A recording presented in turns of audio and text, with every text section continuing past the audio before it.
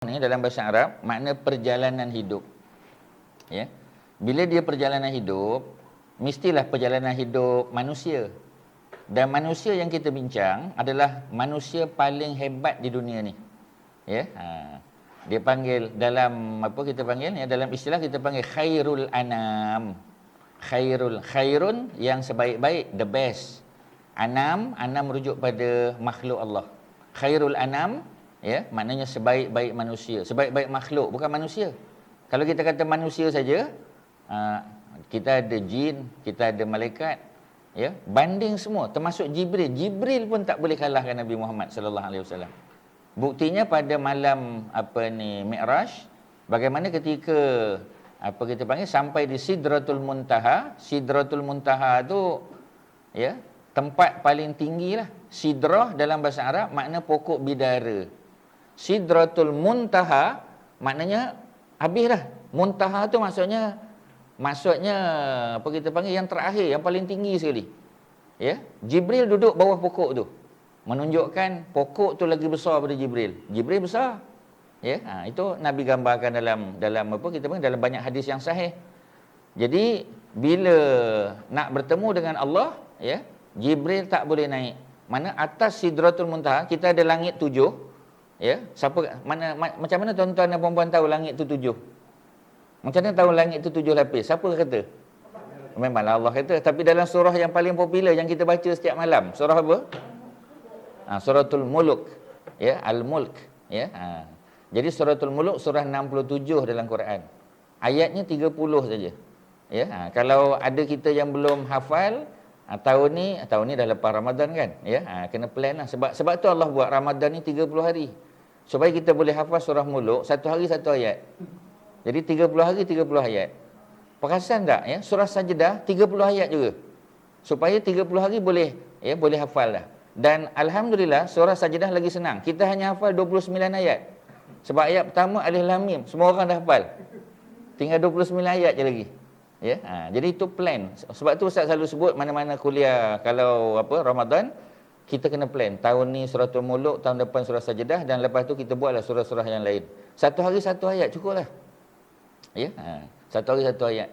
Okey, ya.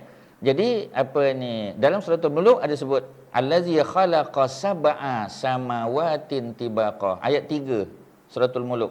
Ya.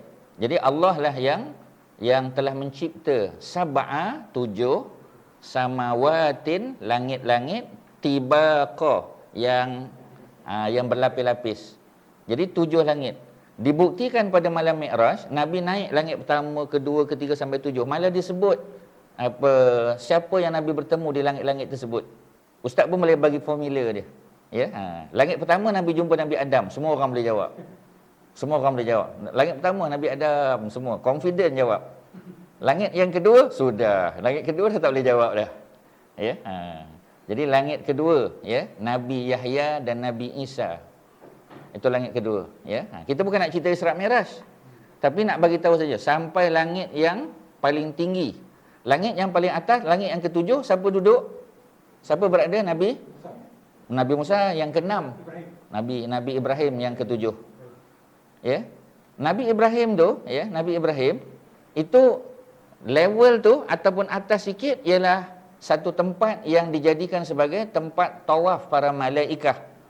Malaikat tawaf kat situ, ya. Kalau di bumi ini kita panggil Baitullahil Haram. Baitullah manusia tawaf, ya. Tapi di atas langit katanya kita panggil, ya, sejajar dengan Baitullahil Haram. Ada satu lagi dipanggil Baitul Ma'mur. Baitul Ma'mur. Ya. Kalau Ramadan ada kuih makmur. Ya, biskut makmur, ya. Ini Baitul Ma'mur, jangan lupalah. Baitul Ma'mur kata Nabi dalam hadis yang sahih 70,000. Dalam Sahih Bukhari pun ada, Sahih Muslim pun ada. 70,000 malaikat setiap hari tawaf. Dan malaikat ni tak pernah pergi for the second time. Tak ada. Malaikat, ya, di Baitul Ma'mur seumur hidup sekali saja. Nak menunjukkan bilangan malaikat terlalu ramai. Ya, maknanya tak ada package tawaf kedua untuk malaikat, tak ada. Macam kita umrah ni alhamdulillah, ya, banyak kali boleh pergi. Haji pun banyak kali boleh pergi, ya, ikut rezekilah. Tapi kalau para malaikat sekali saja. Ya, kemudian ada apa kita panggil Sidratul Muntaha. Atas lagi nama dia Mustawa. Malaikat Jibril tak boleh naik. Nabi Muhammad yang naik. Sebagai bukti isyarat manusia kalau dia bagus, dia lebih bagus daripada malaikat. Tapi kalau dia teruk, dia boleh jadi teruk daripada binatang. Balhum adal, ya. Tu surah apa tu, ya? Surah Al-A'raf. Ya, ada cerita tentang manusia ni, ya. Allah kata kami ciptakan walaqad zara'na li jahannama katsiran minal jinni wal ins. Kami cipta, kami kumpulkan dalam apa? Dalam neraka jahanam tu manusia pun ada, jin pun ada. Kerana masa di dunia kesalahan mereka apa? Lahum qulubun, bagi mereka hati la yafqahuna biha. Ada hati tak mau fikir tentang Allah. Walahum a'yunun, ada mata tak mau tengok. Ada telinga tak mau dengar. Ya, ulaika kal an'am, mereka tu macam binatang ternak. Balhum adall, bahkan lebih sesat lagi. Ya. Jadi maknanya, ya. Soalan ya? Saya confuse tentang Yang mana? tentang kontroversi Allah di mana. Oh, itu dalam bab akidah kita boleh cerita panjang, tapi bukan sinilah. Panjang nanti. Ada ke atas. Kalau dalam hadis, zahir hadis disebut, ya, sebab balik pada mana-mana ayat pun, ya, apa ni, summastawa alal arash. Ya, kemudian Allah istiwa di atas arash. Ya, cuma istilah istiwa tu apa dia? Ada yang takwil, ada yang terima secara zahir macam tu saja. Kerana para ulama Islam terbahagi dua. Satu kita panggil ulama salaf. Salaf tu pemikiran dia tau. Kalau kita nak kata ulama salaf, the first 300 years, zaman Nabi, zaman sahabat, tabi'in dan atba' tabi'in. Lepas tu tak adalah. Tapi bila kita sebut salaf, salaf ni makna pemikiran dia, cara, manhaj, metodologi dia. Ya, walaupun kita hidup zaman ni, ya, ini abad yang ke apa? Kita 1500, 1000 apa sekarang? Kalau tahun 2000 lah. Ya, Nabi lahir tahun 570 Masihi. Mana Nabi tu lahir abad yang ke-6 Masihi. Kita dah abad yang ke-21. Ya. Berapa jauh?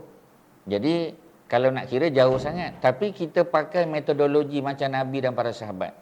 Maksudnya kalau Quran dan hadis kata macam tu lah, tak payah tanya panjang-panjang sangat. Tak payah ditakwil-takwil sangat. Ya, tak payah difalsafahkan sebab dia akan menyusahkan kita.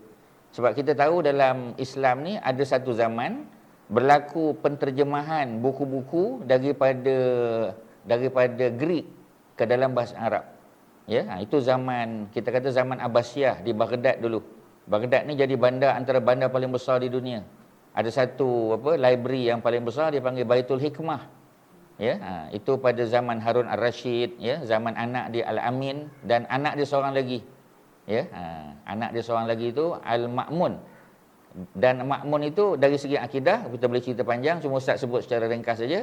Dia punya kecenderungan Mu'tazilah. Mu'tazilah ni maknanya mendahulukan akal di atas wahyu. Kalau dia tengok ayat tu tak kena dari segi logik, dia akan logikkan. Ya, dia akan interpret lah. Ya, dia akan interpret. Kalau benda tu tak logik pada akal, dia akan interpret. Jadi sedangkan dalam Islam wahyu di atas akal. Akal boleh pakai, tapi wahyu atas. Kalau wahyu bawah, akal duduk atas, macam mana? Ya, sedangkan wahyu tu kalam Allah. Akal memanglah Allah cipta, betul. Tapi akal mesti dipandu oleh wahyu. Bukan wahyu dipandu oleh akal, salah tu. Jadi oleh kerana itu, apabila apabila Ma'mun naik sebagai khalifah menggantikan abang dia Al-Amin, maka Imam Syafi'i tak boleh duduk di Baghdad dah. Tak sanggup dah dia. Ya, sebab pemikiran tu. Jadi sebab tu dia balik ke Mekah dan akhirnya pindah ke Mesir, dan kita tahulah, ya, kubur Al-Imam Syafi'i, ya, di Mesir. Ya, Kak Syima dengan abang apa pun pernah ikut ustaz pergi ke Mesir, kita ziarah kubur Imam Syafi'i. Dia orang Mekah, macam mana pula boleh ke bumi sana? Sebab apa tadi? Nak lari daripada pemikiran Mu'tazilah Al-Amin yang berada di Al-Ma'mun yang berada di Baghdad. Ya. So balik pada cerita Arash tadi tu, ya, ada perbincangan dia, cuma secara umum kita kata bila Arash, orang tanya Arash tu kat mana? Arash takkan bawah tanah. Arash dia duduk di atas. Bagaimana tak payah tanya. Ya, sebab dia akan memeningkan kita. Ya, dia akan meningkan kita. Jadi oleh kerana itu kita panggil perbincangan tentang di mana Allah tu panjang cerita dia.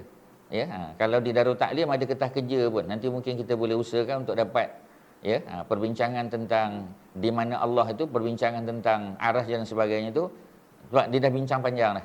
Ya, jadi kita kadang-kadang ada benda yang kita tak perlu bincang balik. Ya, sebab apa? Sebab ada ustaz-ustaz kita yang bincang, dah ada ketah kerja, so kita boleh manfaatkan saja. Ya, benda dah ada, ya. Macam fatwa lah. Bila fatwa tu dah ada, kita pakai saja. Ya, melainkan ada benda-benda baru. Jadi bila dah ada fatwa, pakai sajalah, ya. Kalau tak boleh share pada kita, sebab dia banyak kan. Mungkin Nantilah satu-satu lah. mana yang Satu-satu. yang baik. Yalah. Boleh insya-Allah, ya. Kita cuba. Itu, terima kasih atas soalan. Itulah apa kita panggil beban mengajar sirah ni, sebab sirah ni dia cover semua. Kalau apa ni kelas akidah, dia akidah saja. Ya. Kalau kelas fiqh, dia fiqh saja. Tapi sirah ni dia cover. Ya, sirah ni dia komprehensif. Dia ada akidah dekat situ, dia ada fiqh, dia ada tasawuf dia ataupun akhlak. Dia ada belaka, ada tafsir, ada hadis, ada belaka lah tuan-tuan. Sebab tu sebenarnya mengajar sirah ni berat bebanan dia. Pasal kita kena ready daripada semua aspek. Orang boleh tembak kita daripada semua aspek. Ya, sebab tu ustaz pakai dua baju apa kalis peluru dua ustaz pakai tebal. Sebab takut satu tak cukup. Ya, maknanya pagi-pagi sebelum datang kelas ustaz kena buat apa kita panggil pre-reading. Ustaz kena buat pre-reading, kena buat apa ni bacaan lah, ya. Dia tak boleh datang empty handed, tak boleh. Ya, pasal tuan-tuan pakai peluru penabur pun ada, M16, ya, AK47, macam-macam pakai. Ya, ada yang pakai bazooka, ya. Jadi kalau ustaz datang empty handed memang tercampak lama dah. Ya. Okey, tak apa. Di Malaysia banyak masak kalam. Di Malaysia dua-dua kecenderungan tu ada. Tapi kalam lebih banyak. Kalam tu merujuk pada perbincangan kalam tu daripada khalaf lah, khalaf. Ya, sebab salaf yang 300 tahun pertama, selepas tu kebanyakannya mereka, sebab itulah tadi bila dah masuk, ya, pemikiran-pemikiran daripada Yunani ataupun kita panggil Greek kan. Tokoh-tokoh hebat lah, ya, tokoh macam apa kita panggil Sokrates, Plato, Aristotle kan. Jadi tokoh-tokoh ni hebat, dan tokoh-tokoh ni pula kalau kita tengok sebahagian besar mereka bincang tauhid. Ya, sebab kalau tuan-tuan baca sejarah, ya, salah satu sebab Sokrates dibunuh kerana dia mencadangkan pemikiran satu Tuhan, monoteism. Tuan-tuan kena faham, ya. Greek pada masa tu, panjanglah cerita tuan-tuan. Ya, di Greece pada masa tu dia punya majority pagan. Mereka ni percaya pada gods and goddesses. Itu yang kita pergi ke apa kita panggil, ya, mountain of Olympian punya mountain tu. Ya, kalau kita tengok cerita-cerita tu, Zeus lah apa macam-macam. Cerita Hercules kan. Sebab tu dia kata Hercules ni adalah half god, half human. Panjang cerita dia. Kalau tuan-tuan nak detail kena ikut ustaz pergi Greece, ya. Sebab kita telusuri tempat-tempat tu, kita pergi. Kita tunjuk, ustaz cerita balik, ya, apa di sebalik falsafah dia. Baru kita faham, oh macam ni rupanya. Baru kita faham, ya. Mereka ni tak percaya Tuhan satu. Tapi tokoh pemikir Sokrates, ya, formula dia senang je, SPA. S tu Sokrates, P tu Pluto, A tu Aristotle. Tuan-tuan tulis secara descending. S kat atas dulu. Ya. Jadi ni payah sikit ni kalau nak apa kan. Tak apa. Rapat sikit.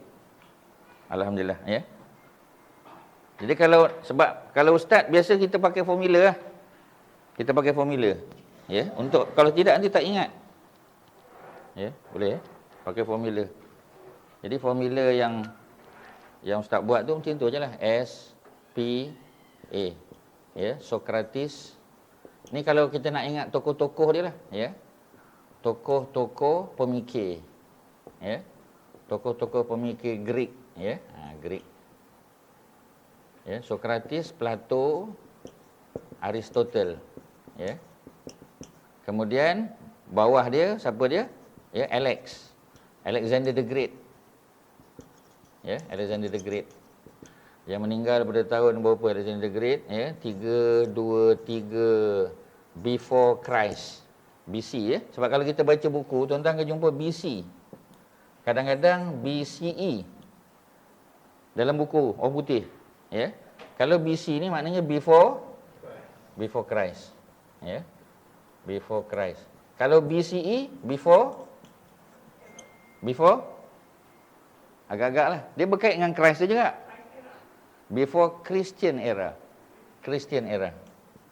Ya, before Christian era. Jadi ada buku pakai BC, ada buku pakai BCE. Ya, boleh ya? Okey. Kemudian apa tadi? Ya. Itu Ustaz buat tadi apa ni? Alexander the Great. Alexander the Great meninggal pada usia 32 tahun. Senang je kat sini lah. Dia mati 323, dia mati pada usia 32. Dia mati 32 pada tahun 323 before Christ. Maknanya dia meninggal sebelum Nabi Isa lahir. Ya. Guru Alexander the Great adalah Aristotle. Sebab tu Alexander the Great ke mana pun dia pergi, dia akan buat correspondences dengan guru dia. Sebab tu guru dia mempengaruhi dia, mentor dia tu. Ya. Kalau kita baca orang barat akan kata Alexander the Great ni teruk. Dia bunuh orang, dia bakar kampung, dia ni pengamal homoseksual, ya. Tak, Islam tak kata macam tu. Itu orang barat yang buat. Versi barat. Ya. Untuk mengelakkan daripada mereka kembali kepada mereka punya ancestor lah. Macam kita kan, bila orang tanya kita, ya. Kita kata, kita pasal apa kita nak buat undang-undang Islam sebagai contoh? Kerana pada zaman silam, ya, Melaka pun pakai undang-undang Islam, Johor pun pakai undang-undang Islam. Maknanya undang-undang Islam ni bukan benda baru. Ya, dulu pun dah pakai. Kanun Melaka dah ada dah. Ya, orang Islam daripada kita punya ancestors dulu memang orang Islam lama dah. Ya. Lepas tu masuk pula cerita orang tanya Melaka tu daripada mana? Ya, kita kata Parameswara. Ya. Pak Hamka kata bukan Parameswara. Ya, Permaisura nama dia. Pasal kalau perempuan Permaisuri, kalau lelaki Permaisura, itu Hamka tulis dalam buku sejarah Islam dia. Ya. Dan kata mereka Parameswara ataupun Permaisura tu, dia asal daripada mana? Tuan-tuan, daripada Sumatera. Daripada mana kat Sumatera tu? Parameswara tu. Apa nama tempat kat Sumatera tu? Bukan Aceh, bukan Padang, Bukit Tinggi, bukan, tuan-tuan. Apa nama tempat? Mula daripada P.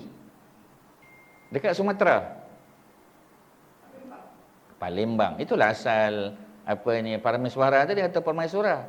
Sebab mereka asalnya Hindu. Jadi Permaisura atau Parameswara berkahwin dengan anak Raja Majapahit. Majapahit di Jawa.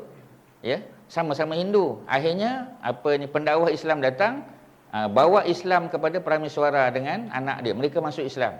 Sebab itu bapa dia Raja Majapahit hantar tentera untuk bawa mereka ni balik pada agama Hindu. Itu yang mereka lari ke Temasek. Temasek nama lama bagi Singapura. Daripada Temasek mereka dikejar, baru lagi ke Melaka. Ya. Sebab kita kena tengok sejarah daripada versi ulama Islam. Kalau kita tengok sejarah daripada orang putih tulis, itu hanyut kita, tuan-tuan. Itu yang kata orang Melaka masa lawan Portugis pakai cawat tu, pakai keris. Melaka tu, ya, pelabuhan antarabangsa, antara terbesar di dunia pada ketika itu. Import ekspor jual senjata ni biasa kat Melaka. Macam mana Melaka boleh lawan dengan Portugis pakai keris, kita kata sahaja. Keris tu memang ada lah kan. Tapi maknanya orang Melaka ada meriam, orang Melaka ada senjata yang hebat. Sebab tu Portugis tak dapat kalahkan Melaka. Melainkan setelah orang Melaka ada dia punya ada pengkhianat. Ya, sebab itulah roboh Kota Melaka tu, pasal ada pengkhianat. Tapi pengkhianat tu disebabkan oleh antara Tun Mutahir bendahara, ya, dengan sultan pada masa itu.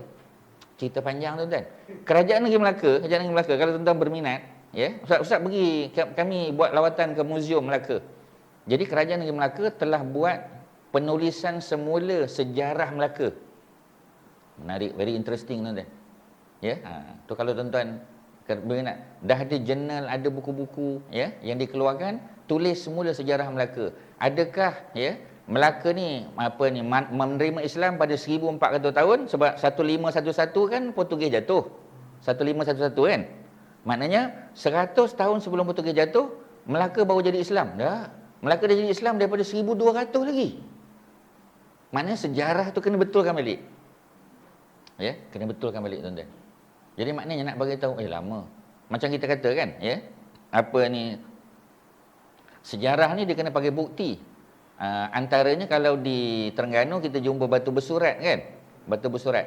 Ya, dia ada apa kita panggil, ada tablet tu lah. Ya, ada inscription tu. Tetapi tuan-tuan, selain daripada batu bersurat, apa lagi bukti kita boleh kata tentang sejarah? Selain daripada batu bersurat, apa lagi, Haji? Apa lagi? Selain daripada, sebab orang dulu ada tulisan betul, tapi kalau buku-buku, mana ada percetakan macam zaman kita sekarang kan? Kalau dulu selain daripada batu bersurat, apa lagi bukti sejarah? Apa lagi bukti sejarah tuan-tuan? Ustaz, ya? Sebahagiannya hancur. Ya, macam kita kata Kota Melaka. Mana Kota Melaka? Eva Musa ada tuan-tuan. Ya, sebab dah dirobohkan untuk buat gereja. Ya, Kota Melaka tu.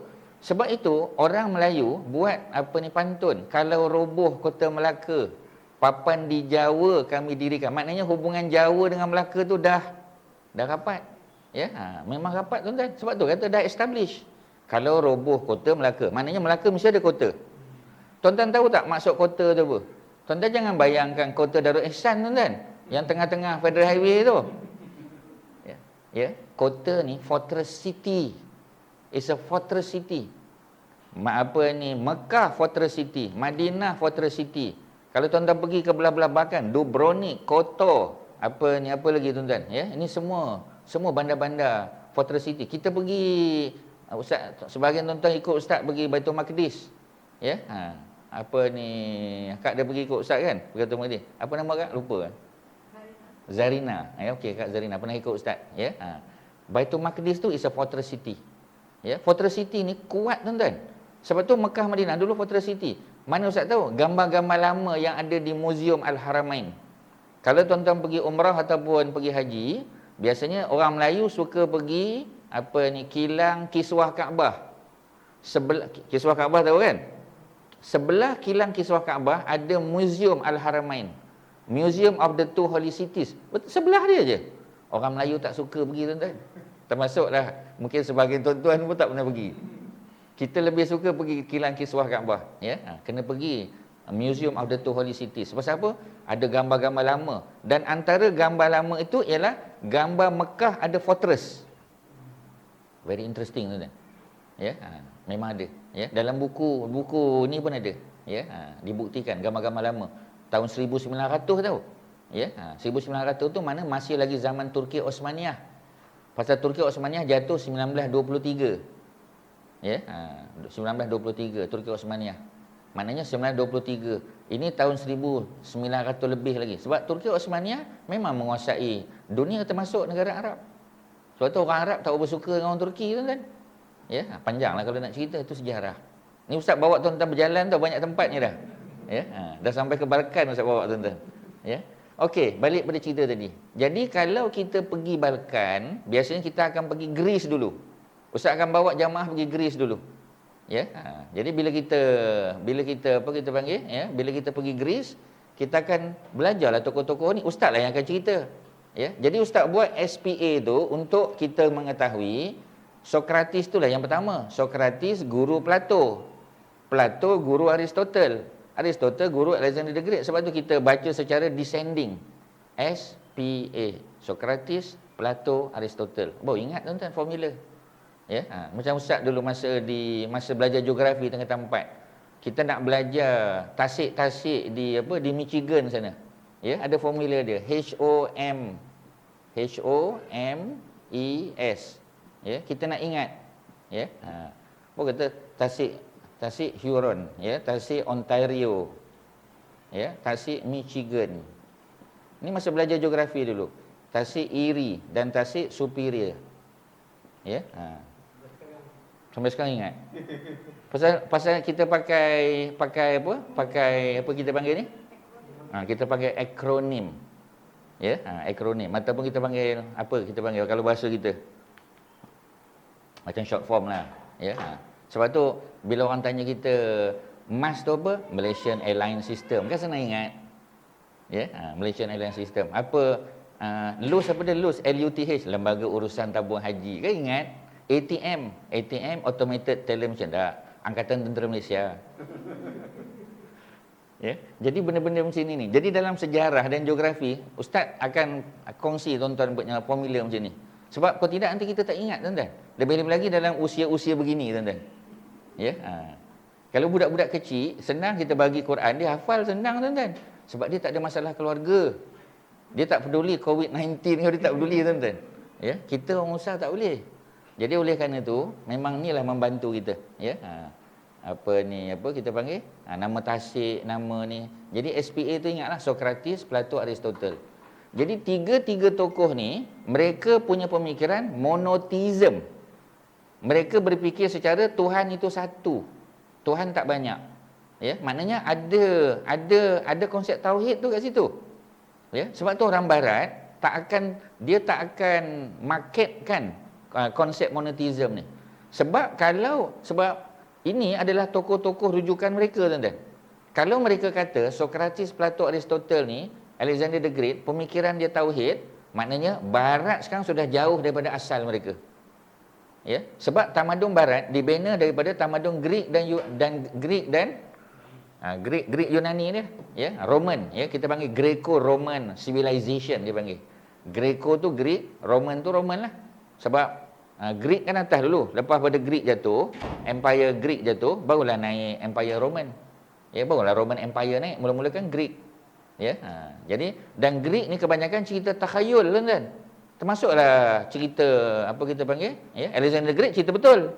Ya, sebab kita tahu tarikh mati, tarikh hidup dia bila, tuan-tuan. Tapi kalau macam kita belajar tentang apa kita panggil tadi, ya, yang gagah tu siapa? Yang kuat tu?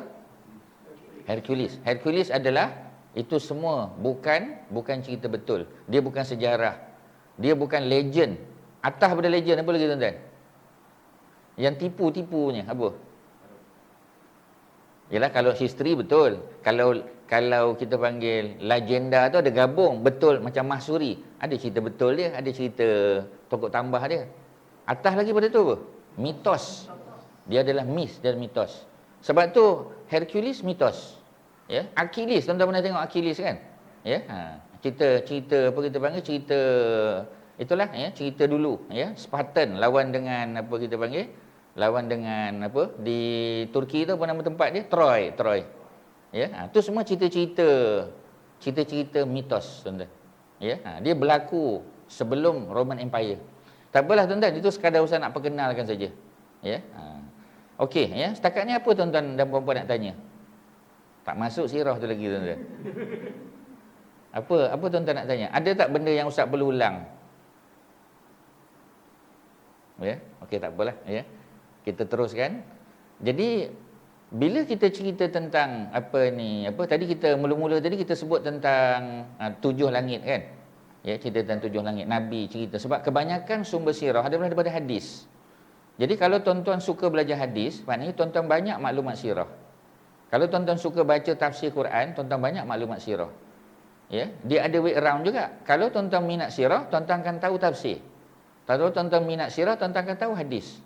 Dia sebab dia complement each other, tuan-tuan. Subjek Islam ni dia bukan terpisah tau. Dia saling dia complementary to each other. Ya, dia bukan contradictory, dia complementary to each other. Ya, tu cerita dia. Okey, ya, balik pada cerita sirah tadi. Jadi sirah ni diasaskan, ya, kepada ayat-ayat Quran dan hadis. Sebab tu tengok dalam kitab sirah kejap-kejap ayat Quran, kejap-kejap hadis. Memang macam tu, tuan-tuan. Ya, kalau orang tu duk cerita, ada orang cakap tak mau dengar, tuan-tuan. Ya, siapa cakap? Tanya dia dulu. Imam Syafi'i cakap, okey, boleh dengar. Ya. Jadi bila kita belajar sirah, yang pertama kita kena faham, sirah ni dia akan cerita daripada Nabi sebelum lahir, bukan Nabi lahir tau. Nabi sebelum lahir. Sebab itu dalam kitab sirah, benda-benda yang akan mula-mula disebut ialah cerita serangan tentera bergajah. Serangan tentera bergajah, ya, serangan tentera bergajah Ashabul Fil tu, dia berlaku 55 hari sebelum Nabi lahir. Pasal apa cerita sebelum tu? Pasal memang cerita tu memang cerita tahun Nabi lahir. Sebab tu dipanggil tahun gajah. Sebab orang Mekah, orang Arab, dia ada kalender bulan. Dia ada Muharram, Safar, Rabiul Awal, Rabiul Akhir. Dia dah ada 12 bulan. Tapi dia tak ada tahun. Ya. dia boleh capture sesuatu insiden itu, tapi tarikh tahun tak ada. Ya, sebab itu dia akan letak bila lahir tahun gajah, bila lahir tahun kemarau, bila lahir tahun peperangan, dia akan cakap macam tu. Zaman Saidina Umar, bila Umar naik sebagai khalifah pada tahun 23 Hijrah, pada tahun 13 Hijrah, ya, sebab Nabi Muhammad wafat tahun 11. Ya, Nabi Muhammad wafat tahun 11 Hijrah. Lepas Nabi Muhammad, Abu Bakar kan? Abu Bakar 2 tahun je. Jadi maknanya ketika tahun 13 Hijrah, Abu Bakar meninggal lah. Pasal dia 2 tahun, tuan-tuan ingatlah 11 Nabi Muhammad. 2 tahun lepas tu 13 Abu Bakar wafat. Bila Abu Bakar wafat kan naik Umar. Kita kena tahulah Umar berapa tahun memerintah, lebih kurang 10 tahun. Jadi maknanya antara 13 hingga 23 Hijrah, itulah Umar memerintah. Pada zaman itu barulah diperkenalkan kalender Hijrah. Baru ada. Sebab itu tuan-tuan, dalam buku sejarah kadang-kadang ada dua tarikh yang berbeza. Kita kata mana satu ni? Pasal kita kena backdate.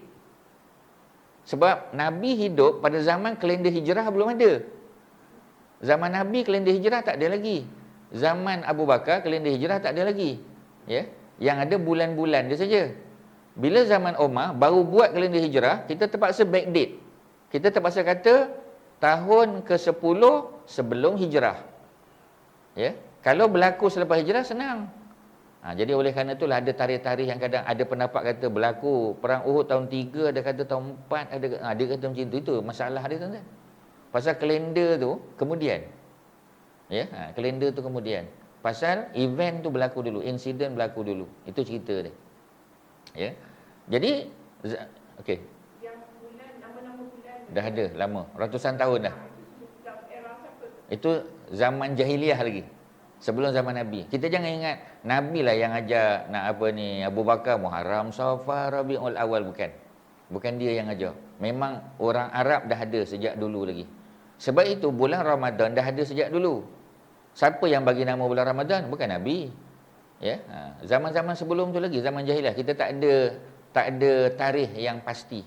Tapi zaman jahiliah, daripada zaman dulu, ya. Kerana ketika orang Arab nak namakan bulan Ramadan, sebab Ramadan diambil daripada perkataan ramat, ra min da. Ramat maknanya panas yang menyengat. Panas tu panas betul negara Arab. Sebab tu, ya, kalau macam sekarang ni kan, bulan haji berlaku bulan panas, tu ramai yang kata musim sejuk bila Ustaz, orang tanya. Musim sejuk bila? Musim sejuk tu kena tunggulah 7 tahun lagi. Ya, kalau nak buat apa kita panggil, ya, kalau nak buat haji musim sejuk. Kalau tidak kena pergi musim panas, memang musim panas. Pasal memang panas di negara Arab, panas betul.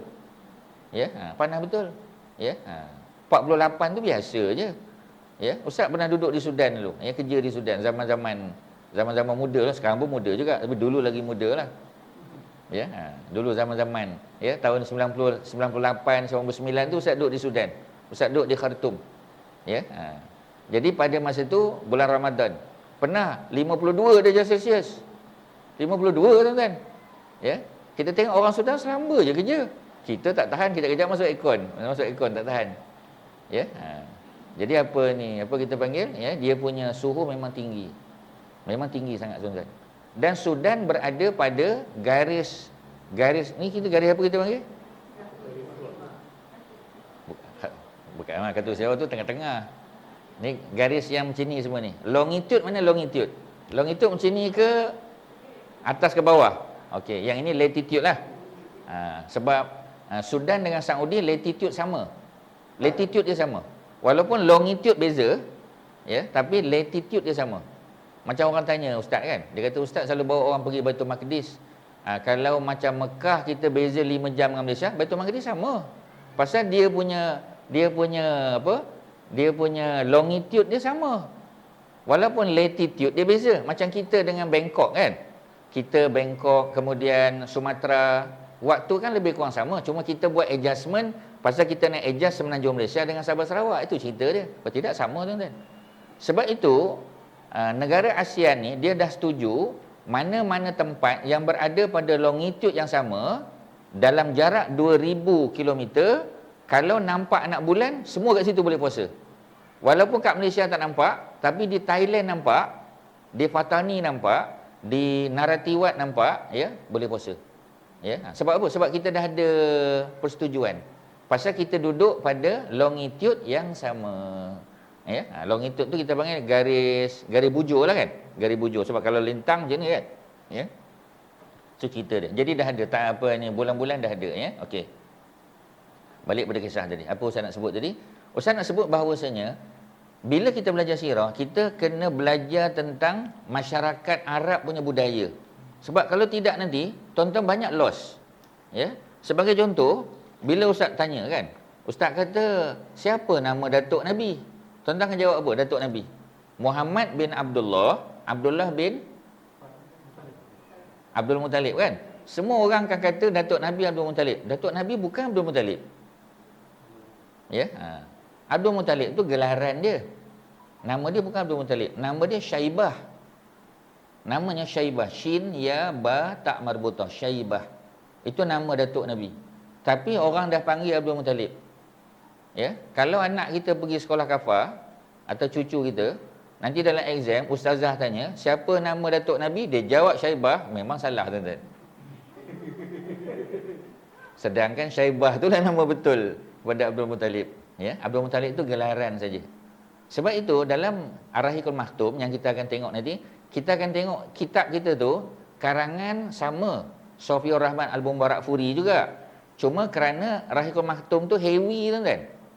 Sebab pendekatan dia ialah hadis punya pendekatan. Sebab tu Syekh Mubarakfuri dinasihati oleh ulama-ulama lain, ya. Dia kata tolong buat satu versi yang lebih mudah. Yang apa kita panggil? Yang lebih ringkas, lebih mudah, ya. Tetapi oleh pengarang yang sama. Sebab tu bila Kak Syima tanya Ustaz, kita tak pakai Rahiqul Maktum. Ustaz kata bukan tak boleh. Ustaz dah buat kelas Rahiqul Maktum tu di Masjid USG Al-Mu'minun 5 tahun tuan-tuan. Dua kali sebulan juga, ya, 5 tahun kelas tu. Ya, dalam masa 5 tahun tu banyak yang syahid tuan-tuan. Banyak yang gugur. Ya, dalam perang Badar pun dah ramai gugur dah tuan-tuan. Perang Uhud gugur lagi, ya. Jadi masa nak buat pembukaan Kota Mekah dah tak ada orang dah tuan-tuan. Ya, jadi Ustaz tak nak macam tu. Jadi Ustaz nak ambil yang lebih ringkas. Tapi karangan yang sama. Alhamdulillah buku Arab tu dah ada terjemah Indonesia. Yang Ustaz kata kat Solo tadi tu. Itu yang Ustaz plan nak pakai buku tu. Ya, sebab dia lebih ringkas dan dia ada peta, ya. Sebab buku asal Ar-Rahiqul Maktum tak ada peta. Tak ada peta tuan-tuan. Ya. Yang ini dia ada summary dia. Dia ada dia punya apa kita panggil? Dia buat macam buku akademik. Macam buku akademik. Buku akademik kan ada cerita, nota, lepas tu ada kesimpulan, ya, ada macam tu. Dia lagi mudah tuan-tuan. Itu cerita dia, okey. English Ustaz tak jumpa lagi. Ya, yang versi itulah. Kalau versi The Seal Nectar memang ada lah. Ya. Tapi itulah, ya. Sebab The Seal Nectar ni dia jangan baca seorang-seorang tuan-tuan. Sebab kalau baca seorang dia akan jadi ubat tidur yang sangat mujarab. Ya. Memang dia akan tidur. Sebab tu kita buat sirah ni kita kena ada discussion tuan-tuan. Baru dia hidup, ya. Okey, balik pada cerita tadi. Kita nak betulkan. Bila kita belajar sirah, kita kena faham orang Arab suka pakai gelaran. Suka pakai gelaran. Ya. Kadang-kadang gelaran itu, ya, apa kita panggil, ya? Dia outshine dia punya nama betul. Ya. Jadi shadowed by dia punya nama betul dia. Ya, sebab tu orang tak tahu nama dia Syaibah. Orang tak tahu tuan-tuan. Syaibah. Sedangkan nama dia Syaibah. Ya. Macam Nabi punya moyang Hashim kan? Hashim gelaran tuan-tuan. Bukan nama dia Amru. Sebab itu Nabi Muhammad ni Muhammad bin Abdullah bin Syaibah bin Amru, bukan Hashim tuan-tuan. Hashim tu gelaran. Ya. Kalaulah tuan-tuan tahu makna Hashim tu apa, lagi tuan-tuan terkejut tuan-tuan. Hashim dalam bahasa Arab, Hashim adalah tukang pecah tuan-tuan. Tukang pecah Hashim tu. Ya. Sebab Hashim adalah orang yang mulia, budi pekerti dia. Masa musim haji dan umrah, kerjanya memecah-mecahkan roti yang keras tu, dia bagi pada jemaah. Sediakan zam-zam dan bagi roti tadi. Sebab tu dia dipanggil Hashim, orang yang memecah-mecahkan. Sebab tu kalau tuan-tuan nak namakan anak atau cucu, ya, lepas tu cucu dan anak tuan-tuan tu pergi belajar dekat Middle East tuan-tuan, nanti Arab akan ketawa nanti. Ya, kita kata dia tanya, ya Mas Muka, What is your name? My name is Hashim. Ya, apa yang kau dah pecahkan, dia tanya. Ya, kena bagi tahu, sebab masa kecil suka pecahkan gelas, pergi rumah jiran, pecahkan gelas, ya. Maka sebab tu kena panggil Hashim, ya. Jadi nak paling kurang. Tapi Hashim maksud pemecah tadi adalah orang yang baik. Dan Ustaz nak bagi kepada tuan-tuan, paling kurang ada 4 orang nama Hashim pada dalam keluarga Rasulullah. Bukan seorang. Maknanya dia gelaran, tuan-tuan, gelaran. Dia bukan nama betul dia. Ya. Okey, kita balik pada apa tadi kita panggil tadi, gelaran tadi, ya. Macam Abu Bakar pun gelaran juga. Tuan-tuan tahu tak siapa nama sebenar Abu Bakar? Bapa pada Aisyah tu, maknanya mertua Nabi kan. Pasal Abu Bakar memang kawan baik Nabi. Dan dia jadi mertua Nabi. Nanti orang tanya kita, siapa nama Abu Bakar tu? Ya. Abu Bakar tu nama asal dia Abdul Kaabah, tuan-tuan. Pasal zaman jahiliah, nama bapa dia Osman. Osman ni namakan anak dia hamba kepada Kaabah. Abdul Kaabah. Bila masuk Islam, Nabi tukar namanya. Sebab mana boleh Abdul Kaabah? Maka namanya telah ditukar kepada Abdullah. Ya. Jadi Abu Bakar tu namanya Abdullah. Ya. Tetapi macam mana boleh dapat Abu Bakar? Sebab apabila kita tengok isteri-isteri Nabi, ada seorang saja yang belum ada pengalaman rumah tangga. Daripada Khadijah, kepada Saudah, kepada apa kita panggil, ya, kepada Zainab, ya, Maimunah, semua adalah janda. Semua pernah berkahwin. Seorang saja yang belum berkahwin semasa kahwin dengan Nabi, Aisyah kan. Aisyah tu anak kepada Abdullah tu tadilah. Dalam bahasa Arab, orang perempuan yang virgin, yang belum disentuh oleh mana-mana lelaki, kita panggil bikrin, bikrun ataupun bakrun. Bakar tu tuan-tuan, virgin. Jadi Abu Bakar, the father of the virgin. Nampak tak tuan-tuan? Sebab tu Abu Bakar tu dipanggil Abu Bakar. Bila dia dipanggil Abu Bakar? Setelah Nabi kahwin dengan anak dia, tuan-tuan. Faham tak Ustaz sebut ni? Faham kan? Nabi kahwin dengan bapak dia. Nabi kahwin dengan bapak dia. Tuan-tuan pun diam. Nabi kahwin, anak dia kahwin dengan Nabi. Aisyah tu kahwin dengan Nabi, barulah orang panggil Abu Bakar. Bapak kepada saudara. Ya. Orang Melayu pun macam tu kan. Mana bapaknya kan? Bapak saudara ni mana? Ya. Bapak. Tu bapak kau dah balik, dia kata. Ya. Jadi bapak kepada saudara. Tapi nama dia orang dah lupa. Siapa nama dia? Abdullah. Ya. Sekarang ni Ustaz ada mengajar kitab baru di tempat Datuk Murad sana, lot 2866 tu. Nama dia ialah, kitab tu Khulafa' Ar-Rasyidin, Abu Bakar, Umar, Osman, Ali. Pun dah ada dalam YouTube. Tuan-tuan carilah. Ya. Kita sudah selesai cerita Abu Bakar. Kita dah masuk Umar sekarang. Jadi tuan-tuan nak tahu detail, tuan-tuan ni je. Ustaz pakai buku Ibnu Katsir untuk Khulafa' Ar-Rasyidin. Bagus buku tu. Ya. Itu pun, tapi kalau kita rujuk pada buku Ibnu Katsir yang asal, dia susah sikit, tuan-tuan. Pasal Ibnu Katsir pun ulama hadis. Jadi ada seorang ulama hebat, ya, seorang pensyarah universiti daripada Arab Saudi, beliau telah susun balik buku tu. Dia susun balik, dia jadikan macam buku akademik. Buku tu lah yang Ustaz pakai. Sebab memanglah kita nak pakai buku asal, betul, buku asal susah nak faham, tuan-tuan. Ya, jadi oleh kerana tu dah ada orang simplify kan, kita pakai buku yang simplified version. Ya. Sebab bila kita belajar, kita jangan terlalu ambitious, tuan-tuan. Being ambitious is good, but don't be too ambitious. Itu masalah kita. Ambitious itu pun tak boleh, tuan-tuan. Pakai buku yang simple-simple sudah, tuan-tuan. Tetapi janganlah buku simple sampai cerita hadis palsu, tak naklah. Ya, cerita hadis palsu, cerita khurafat tu tak mau. Ya, kita nak yang sahih lah, itu maksud dia. Okey, ya. Jadi Ustaz dah sebut beberapa tokoh. Ustaz mula tadi dengan menyebut Abdul Muttalib. Abdul Muttalib adalah gelaran kepada datuk Nabi. Nama sebenarnya siapa tadi? Syaibah. Ya, itu contoh yang pertama. Contoh yang kedua, Ustaz buat contoh Hashim. Ya, Hashim adalah moyang Nabi. Nabi punya first moyang lah. Ya, Hashim juga dipanggil sebagai Hashim, digelar kerana kerjanya ialah memecah-mecahkan apa tadi? Roti semasa kepada jemaah haji dan umrah. Itu panggil Hashim tu, tuan-tuan. Ya. Tapi nama sebenarnya Amru, Ain Mim Ra Waw, Amru. Ya, Amru. Dan Amru ni nama yang popular. Ya. Jadi Abdul Muttalib asal nama Syaibah, Hashim, ya, asal namanya ialah Amru. Ya, adalah cerita dalam Ar-Rahiqul Maktum, ada cerita. Kalau tuan-tuan ada The Seal Nectar, tuan-tuan boleh tengok cerita bagaimana Hashim nak pergi berniaga ke negeri Syam. Negeri Syam di utara. Ya, nanti dah sebut dah ya, tapi kalau tuan-tuan boleh dapatkan peta Middle East saja. Jangan world map tak payah tuan-tuan. Pasal dalam sirah tak ada cerita Surabaya, Kalimantan, tak ada tuan-tuan. Kita ada cuma cerita Middle East. Cerita Quran pun Middle East. Ya, jadi maknanya kalau tuan-tuan nanti enlarge daripada Google Map, ya, pergi kedai tuan-tuan print kan, cari yang ada Arab Saudi, ada Yaman, ada Syria, ada Mesir, ada kawasan tu saja tuan-tuan, cukup. Ya, sebab kita nak fokus pada yang tu saja. Okey ya.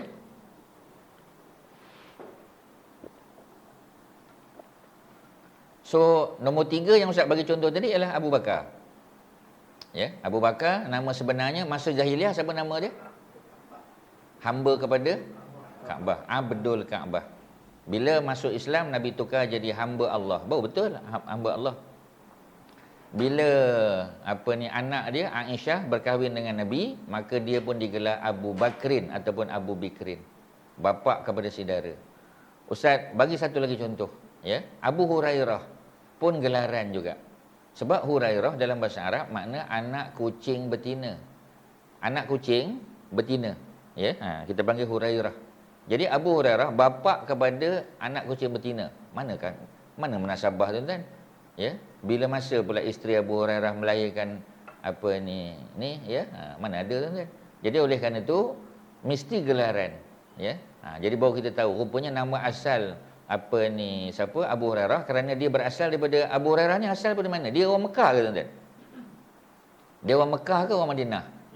Dia orang Yaman. Mekah pun bukan, Madinah pun bukan. Sebab itu kita panggil dia sebagai muhajirin, minal muhajirin. Pasal dia kita panggil dia migrate daripada Yaman pergi ke Madinah, Al-Madinah Al-Munawwarah. Dia orang Yaman. Orang Yaman dalam Quran ada satu surah cerita pasal negara Yaman. Surah apa tuan-tuan? Surah Sabak. Surah yang ke-34 dalam Quran. Ya, Al-Ahzab 33, 34 surah tu Sabak. Dalam surah Sabak tu ada cerita pasal seorang ratu yang hebat. Yang kita panggil Ustaz sebut Bal, Ustaz sebut Bil. Ya. Nama dia Bilqis tuan-tuan. Bilqis. Ya. Ingatlah Bill Gates boleh ingat. Ya. Bilqis. Kita duk sebut Balqis, bukanlah salah, tapi Bilqis tu lagi tepat tuan-tuan. Bilqis. Ya.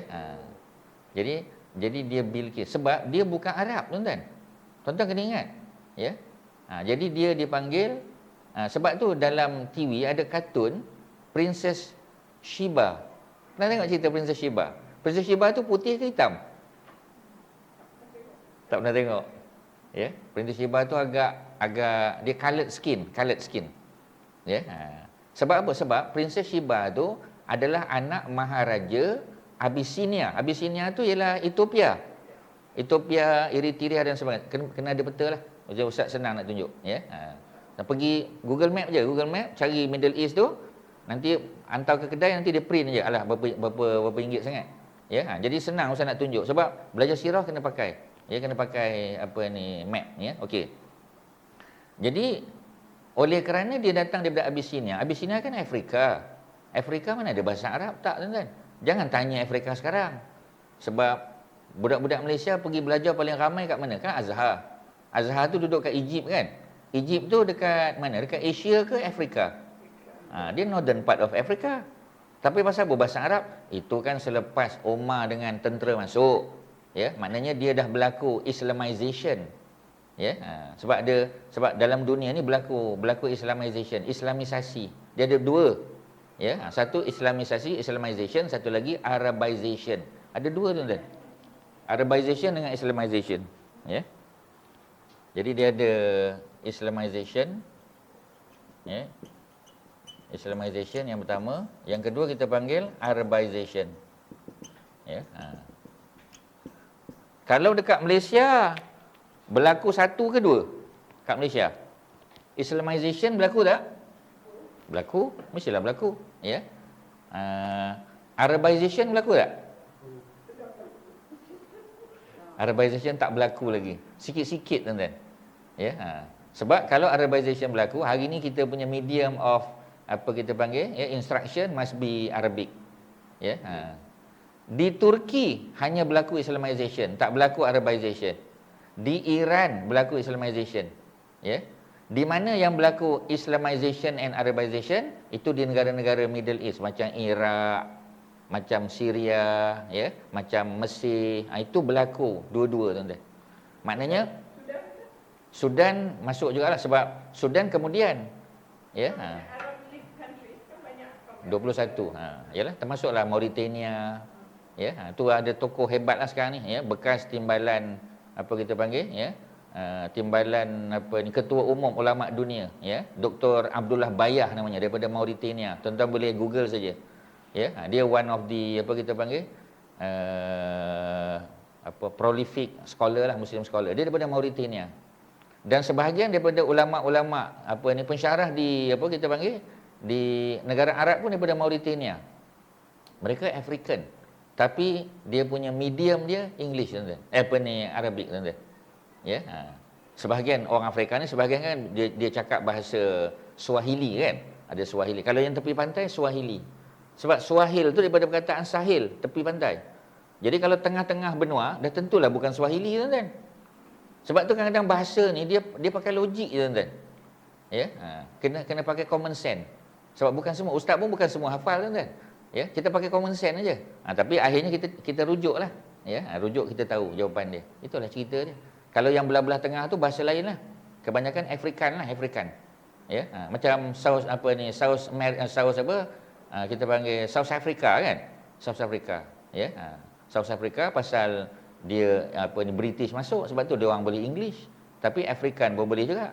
Ya, macam kita kata dulu kita ada negara kita panggil apa? Rhodesia kan? Dulu Rhodesia. Sekarang kita panggil ada seorang tokoh ulama hebat kat situ. English dia power. Zimbabwe, ya. Syekh siapa tu? Syekh Mufti, ya, Mufti Ismail Meng. Ya, tengok English dia kan. Pasal Zimbabwe. Ya, Zimbabwe memang dia orang British. Ya, sebab tu apa kita panggil dia punya nak kata Arab tak Arab, nak kata India tak India, ya. Memanglah banyak Indian punya origin lah, tapi tengoklah kulit dia kan. Nak kata India pun tak India. Ya, kalau kita kata Dr. Zakir Naik itu confirm tak payah tanyalah. Semua orang tahu kan. Tapi kalau apa ni Ismail Meng, ya, Mufti Ismail Meng, orang tengok, kata macam Arab ke, nak kata Arab tak Arab. Ya, sebab apa? Sebab dia orang African, ya, daripada Afrika. Okey, tak apalah, tu cerita dia. Jadi kalau balik pada cerita surah Sabah tadi, ada cerita Ratu Bilqis. Ratu Bilqis ni bukan Arab. Ya, dia daripada Afrika, tapi sebab Yaman tu part of Abyssinian Empire. Abyssinian Empire ni besar. Nama apa empire, tuan-tuan? Empire bukan country. Empire ni ialah a group of countries. Banyak, tuan-tuan. Ya, sebab tu empire kita panggil. Macam Melaka. Melaka dulu kerajaan Melaka ke empire Melaka? Melaka. Empire Melaka, tuan-tuan. Sebab itu Sumatera tu bawah Melaka. Sumatera tu bawah Melaka. Johor tu bawah Melaka. Sebab tu bila Portugis kalahkan Melaka, Sultan berundur sampai ke Johor. Lepas tu pergi sampai ke Sumatera. Sebab tu apa ni kubur Sultan terakhir, Sultan siapa? Terakhir Sultan Mahmud kan? Berada di mana, tuan-tuan? Sultan Mahmud ni suami kepada Tun Teja. Tun Fatimah, sorry. Bukan Tun Teja Pahang. Tun Fatimah. Kan itu kan permaisuri terakhir Melaka.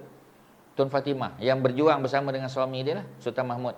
Ya, di mana kubur mereka? Di Sumatera. Pasal Sumatera tu part of Melaka punya empire. Melaka besar, tuan-tuan. Ya, jadi kalau kita kata orang Melaka pakai keris lagi berlawan dengan memang orang putih punya besi, tuan-tuan. Kita jangan baca, boleh baca orang putih punya. Ustaz pun baca juga English punya, ya. Yang orang putih. Tapi kita kena baca yang ulama Islam tulis, yang Pak Hamka tulis, tokoh-tokoh ulama Islam tulis. Ya. Dan tokoh-tokoh ulama yang kita baca kebanyakan yang tak bias. Pasal dalam sejarah ada tokoh yang bias. Ya, tokoh yang dibeli oleh sultan. Kalau kita baca buku yang dibeli oleh sultan, dia akan pro sultan tu. Ya. Jadi macam sekarang kan, kan banyak isu sekarang ni. Isu apa, tuan-tuan? Ya, isu ghostwriter kita panggil. Ghostwriter ni maknanya ustaz nak keluar buku, ustaz dah ada 1-2 buku.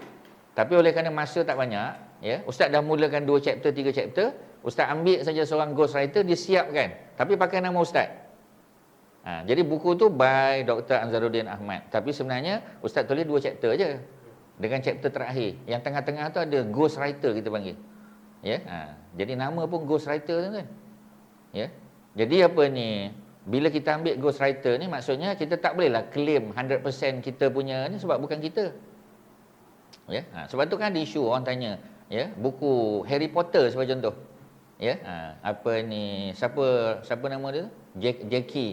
J.K. Rowling kan. Ya. Ada orang kata bukan dia tulis semua tu. Sebahagian ada orang lain ada ghostwriter. Kita pun tak tahu kan. Masing-masing lah. Tapi orang putih bukan ada halal haram tuan-tuan. Ya, dia tak ada halal haram. Orang Islam tak boleh. Kita bagi kredit pada orang. Sebab tu kalau buku tu daripada ustaz kena sebut siapa nama dia, ulama ke apa, kena bagi tahu. Ya, sebab itu apa ni, Islam ajar kita macam tu. Kita kena bagi kredit pada orang, ya. Kena bagi tahu dia. Okey, so far so good. Apa nak tanya? Kak Zarina ada soalan? Ya. Kak Wan ada soalan, Kak Wan? Tak ada, ya. Semua tak ada. Maknanya kalau tak ada, ustaz tanya balik tu. Yang Sultan Mahmud tu Sultan yang terakhir. Terakhir Melaka. Sultan Mahmud mati juga. Betul. Ya, dia kena bunuh. Jadi isteri dia adalah Tun Fatimah. Jadi dia macam zalim juga lah. Mula-mula zalim, tetapi Tun Fatimah lah yang telah mengubah apa kita panggil, akhlak dan tata krama kehidupan dia. Tun Fatimah tu besar jasanya. Sebab Tun Fatimah tu anak Tun Mutahhir. Ya, Tun Mutahhir itu adalah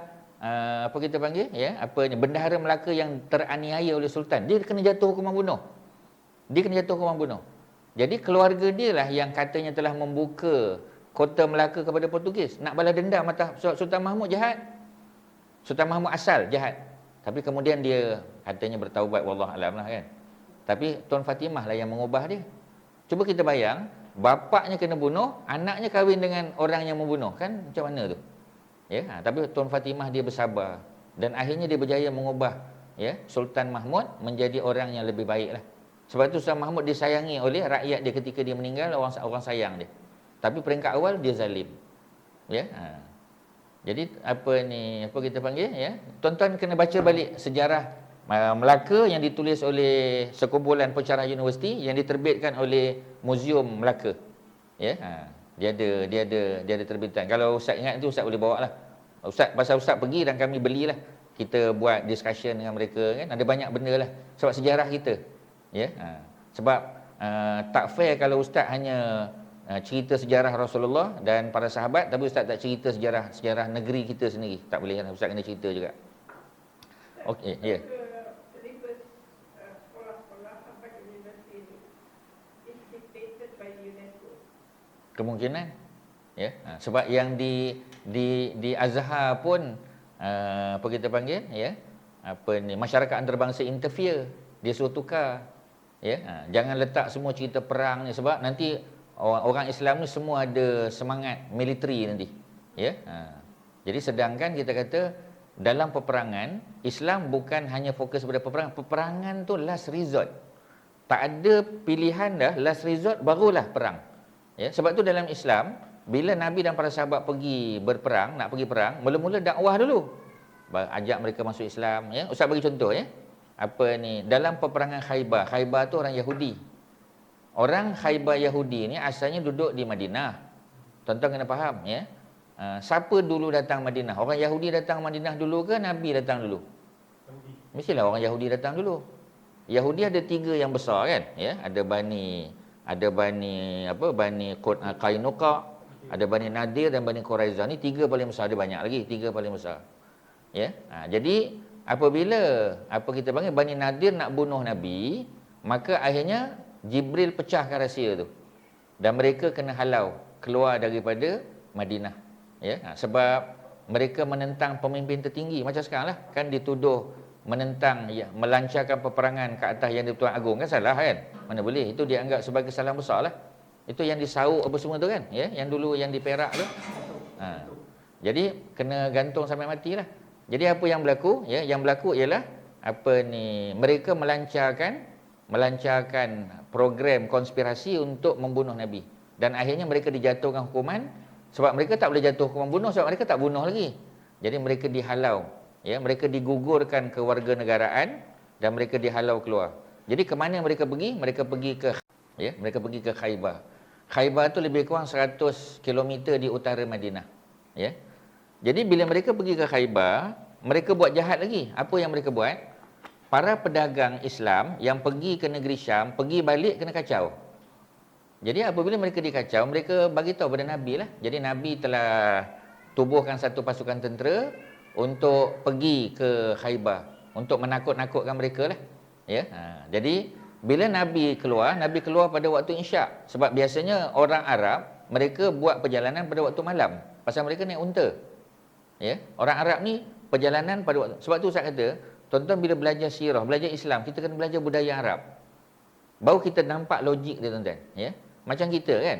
Macam tuan-tuan, kalau orang Kelantan, orang Terengganu nak balik kampung, biasa suka balik bila, tuan-tuan? Nampak sangat tuan-tuan bukan orang sana, kecuali Kak Wan lah. Kak Wan tu confirm lah. Mana ada Wan tu orang Jawa, tak ada, tuan-tuan. Tak ada orang Jawa nama Wan. Wak ada, ya, Wan tak ada. Balik biasanya kalau budak-budak muda suka balik malam. Pasal apa suka balik malam, Kak Wan? Satu sejuk kan. Tapi dalam kereta kita aircon pasang full, tuan-tuan, sejuk juga. Pasal apa? Tuan-tuan tahu tak? Pasal apa orang kita suka drive malam? Apa sebabnya? Apa sebab? Betul. Tak jam. Yang lain benda tu? Apa manfaat malam? Selain daripada sejuk, selain daripada tidur, sebab gelap kan. Semua anak nak tidur je. Tak payah nak berhenti R&R banyak kali. Ya? Kalau orang Arab, pasal apa mereka bermusafir pada waktu malam? Okey, sejuk tu confirm lah kan. Sebab mereka naik unta. Apa manfaat malam? Yalah, sebab apa Nabi pun bermusafir pada waktu malam? Apa sebab katnya? Sebab orang Arab punya apa kita panggil? Kompas. Kompas mereka adalah buruj. Sebab tu dalam Quran ada surah Al-Buruj. Al-Buruj tu maknanya gugusan bintang. Kalau bintang kita panggil najam, suratul najam tu, wan najmi iza hawa, ya. Tu cerita najam. Najam tu bintang sebiji. Ya, najmatun ataupun najam.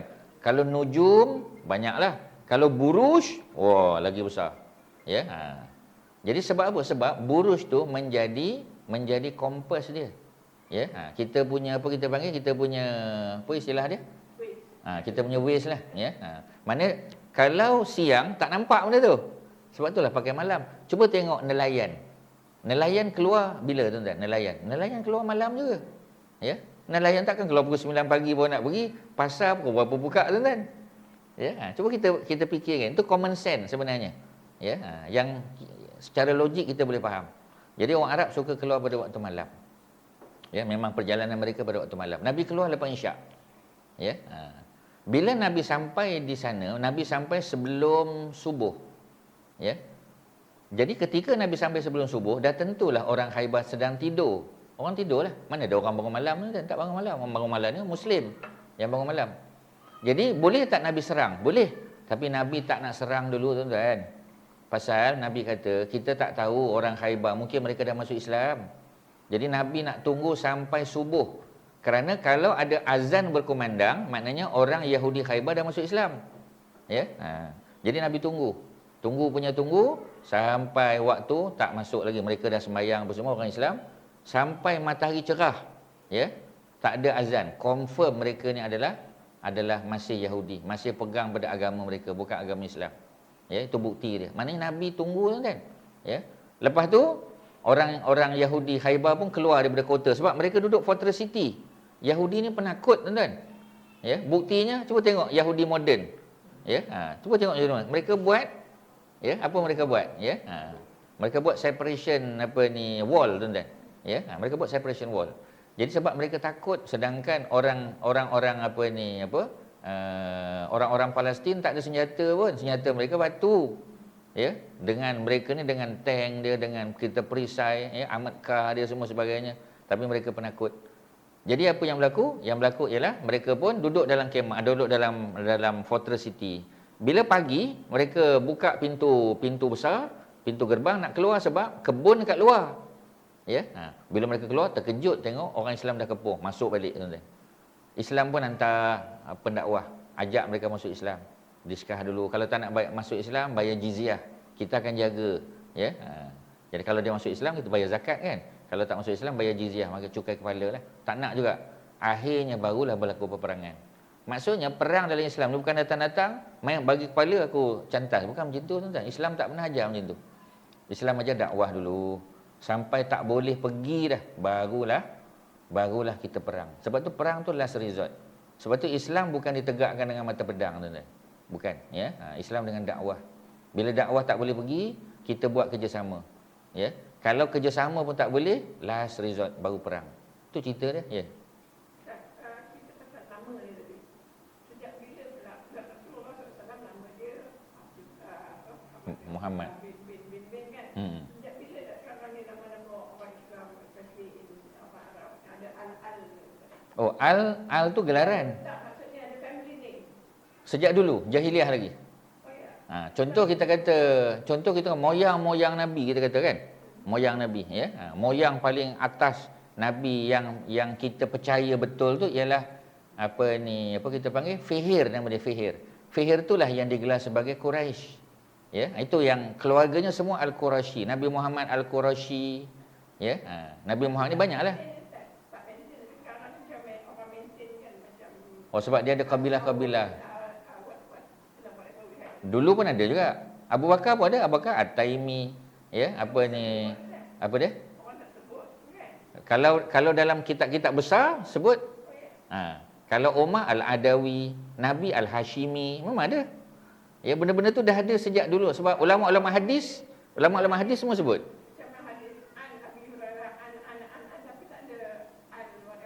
Sebab nak pendekkan dia punya sanad tu, kalau tidak berjela nanti. Kalau nak sebut Bukhari Muhammad bin Ismail kan. Al-Bukhari panjanglah nanti. Ya. Jadi tapi kebanyakannya pakai al. Imam Syafi'i sendiri. Ya, sebab Imam Syafi'i nama Muhammad bin Ismail, Muhammad bin Idris. Muhammad bin Idris bin Al-Abbas, ya, bin Osman, ya, bin Syafi'. Syafi' itu datuk moyang Imam Syafi'i. Itu yang pakai Asy-Syafi'i itu. So mana gelaran tu dah ada sejak dulu lagi. Itu memang kebiasaan orang Arab. Ya. Dan kebanyakan gelaran tu datang daripada kabilah dia. Tapi kalau ulama-ulama yang bukan daripada Arab, mereka punya gelaran ialah tempat. Sebab tu Imam Al-Bukhari mana ada, sebab dia bukan daripada Quraisy. Sebab tu Al-Bukhari. Imam Tirmizi sebab dia daripada Tirmiz, Uzbek. Ya. Tapi kalau daripada orang Arab yang pure, mereka akan pakai nama family. Kalau daripada Bani Adi, Adawi.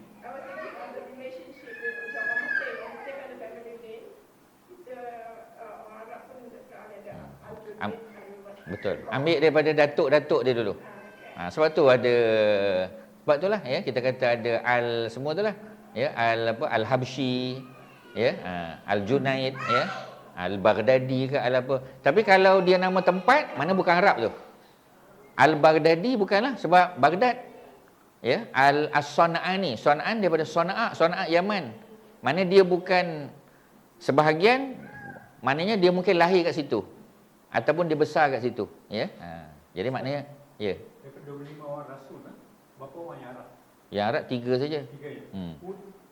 Salih dengan Muhammad. Nabi Muhammad sallallahu alaihi wasallam 3 saja. Yang confirm.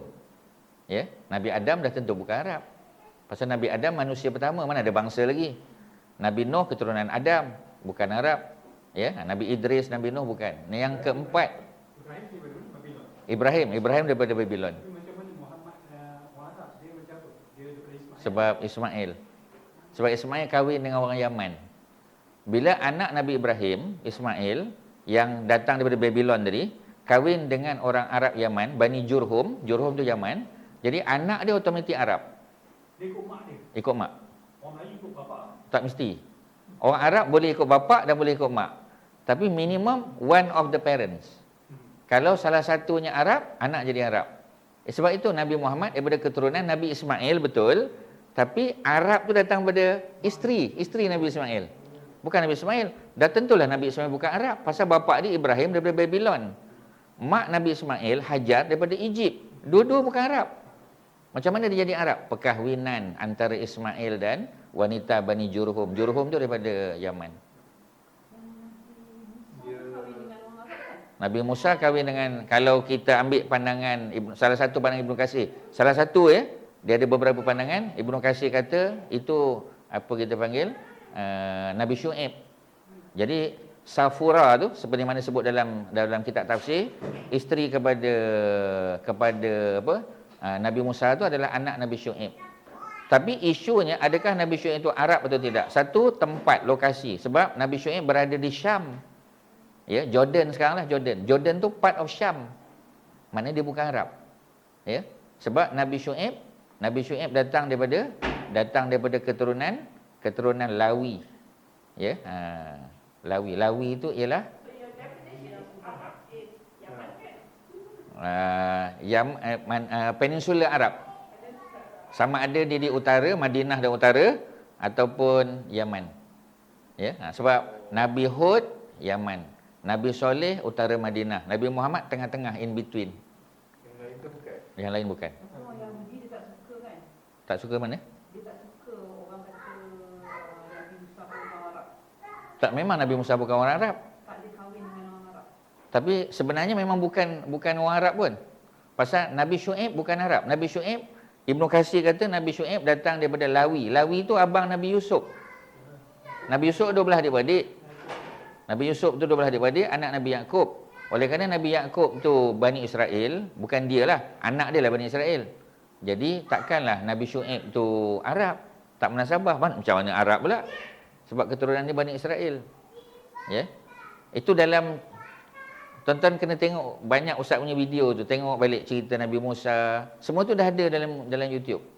Jadi bila tuan-tuan datang kelas, sebab kalau tidak nanti macam tadilah ya. Boleh tanya ustaz boleh layan, tak ada masalah. Tetapi macam tadilah ya, dia lari nanti daripada kita punya. Ustaz boleh masuklah sikit-sikit selit. Tuan-tuan kena banyak buat homework.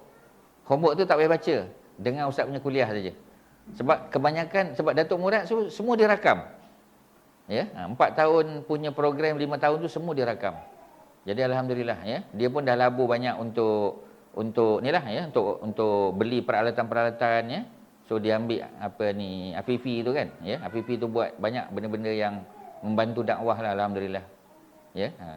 So itulah ya yang boleh ustaz kongsi pada hari ni.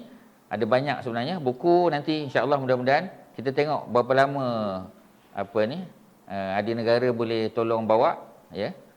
Pendetailan nanti, pembelian dan sebagainya tu kena nilah. Kita kena detailkan dengan Adik Negara. Ya. Harap-harap dia boleh import segeralah. Import Tak pakai boleh. Ustaz rasa tak lah, sebab Ustaz tak ada masalah. Masalahnya pasal stok tak ada satu. Stok tak ada. Ya.